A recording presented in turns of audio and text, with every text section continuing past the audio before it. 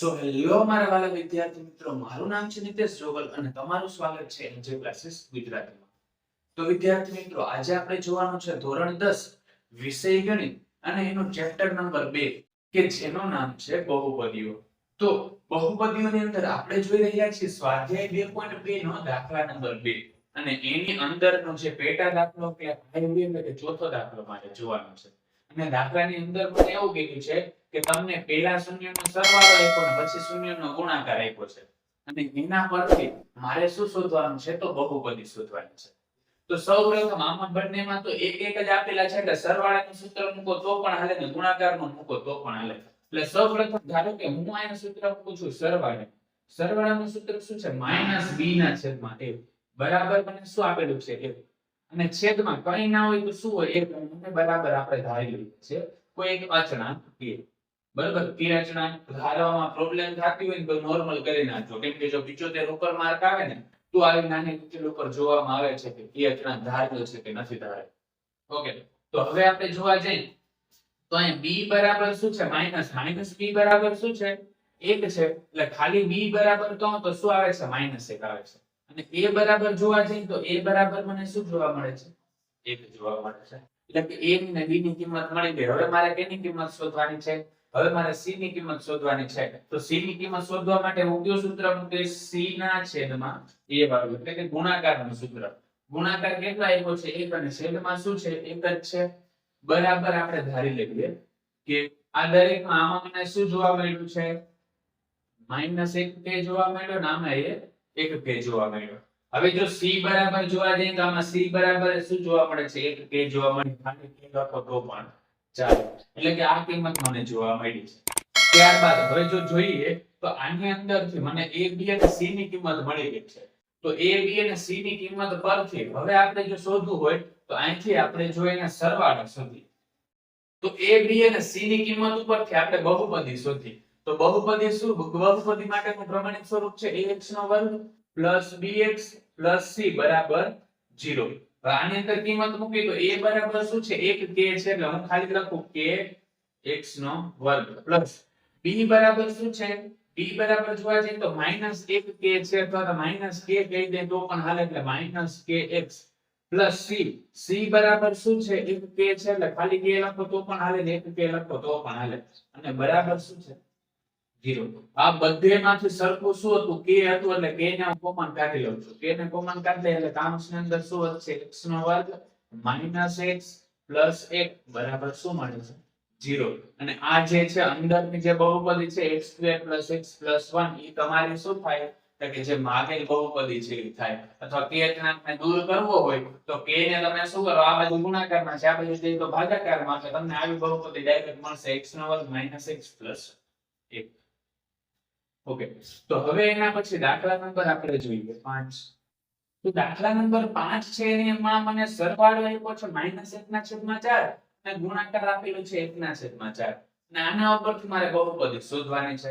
તો કેવી રીતના શોધશું? તો સૌપ્રથમ ગમે એનું સૂત્ર તમે મૂકી શકો છો. અહીંયા સરવાળાનું સૂત્ર મૂકશો તો પણ ચાલશે અને ગુણાકારનું સૂત્ર મૂકશો તો પણ ચાલે. એટલા માટે સૌપ્રથમ હું અહીં ધારો કે મૂકું છું સરવાળાનું સૂત્ર. તો સરવાળાનું સૂત્ર શું છે? -b/a બરાબર શું આપ્યું? -1/4 બરાબર આપણે ધારી લઈએ કે હવે જોવા જઈએ તો b બરાબર શું જોવા મળે? -b બરાબર જોવા મળે છે મને -k. -1k લખો તો પણ હાલે, -k લખો તો પણ ચાલે. એટલે માઈનસ માઈનસ કેવા થઈ જશે? પ્લસ. એટલે b બરાબર મને કેટલા મળે છે? k. તે જ પ્રકારે a બરાબર જોવા જઈએ તો a બરાબર અહીંયા શું છે?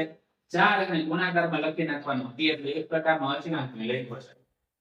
હવે જોઈએ તો આમાં a ની કિંમત મળી ગઈ ને b ની કિંમત પણ મળી ગઈ. હવે c ની કિંમત શોધવી હોય તો એના માટે સરવાળાનું સૂત્ર શું છે? આપણે ખાલી c ના છેદમાં a અને જે ગુણાકાર છે એ મને આપ્યો છે 1/4. આ ગુણાકારનું સૂત્ર છે c ના છેદમાં a ને ગુણાકાર 1/4 આપ્યો છે ને બરાબર બતાવી લઈએ કે હવે જો સાદું રૂપ આપી તો c બરાબર, હવે અહીંયા c ની જગ્યાએ કિંમત મૂકો તો c બરાબર મને શું મળે છે? 1k મળે છે. 1k લખો તો પણ હાલે ને ખાલી k લખો તો પણ હાલે. એટલે a b અને c ની કિંમત મને મળી ગઈ. હવે આના પછી આપણે લખીએ જે બહુપદી છે એનું પ્રમાણિત સ્વરૂપ શું છે? કે ax² + bx + c બરાબર 0.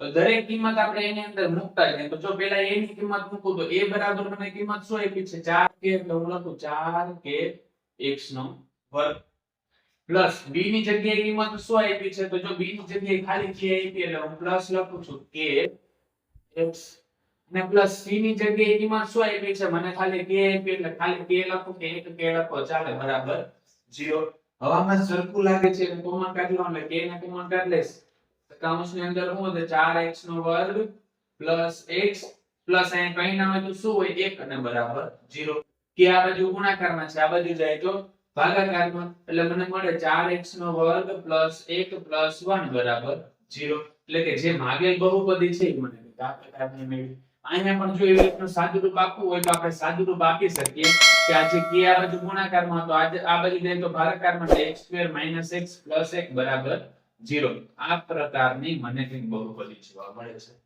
બરાબર એટલે સુધી સમજાઈ ગયું ઓકે તો હવે આના પછી આપણે જોઈએ દાખલા નંબર 6 તો દાખલા નંબર 6 ની અંદર મને રકમ આપેલી છે સરવાળો આપેલો છે 4 અને ગુણાકાર આપેલો છે 1 તો આમાં આપણે સૌપ્રથમ સરવાળાનું સૂત્ર મૂકીએ તો સરવાળા માટેનું સૂત્ર શું છે -b ના છેદમાં 1 બરાબર આપ્યું છે 4 અને છેદમાં કંઈ ના હોય તો શું હોય 1 હોય અને એને બરાબર હું ધારી લઉં છું તે જ પ્રકારે હવે જો અહીં જોવા જઈએ તો -b બરાબર મને શું જોવા મળે -b બરાબર 4k જોવા મળે છે એટલે ખાલી b બરાબર કહું તો નિશાની અહીંયા લાગી જશે એટલે -4k થઈ જશે તે જ પ્રકારે a ની કિંમત જોવા જઈએ તો a બરાબર શું જોવા મળે છે મને ખાલી 1k જોવા મળે એટલે હું ખાલી k લખું છું અથવા તો 1 લખો તો પણ ચાલે ત્યારબાદ હવે જો આના પછી મારે ગુણાકારનું સૂત્ર મારી પાસે શું છે c ના છેદમાં a તો c ના છેદમાં a બરાબર પણ 1 આપ્યું છે તો છેદમાં a ની જગ્યાએ તમને ખબર છે એટલે તો 1 મૂકું છું અને એને બરાબર ઉધારી લઉં છું કોઈ પણ એક અચળાંક k એટલે એનો મતલબ એ કે c બરાબર પણ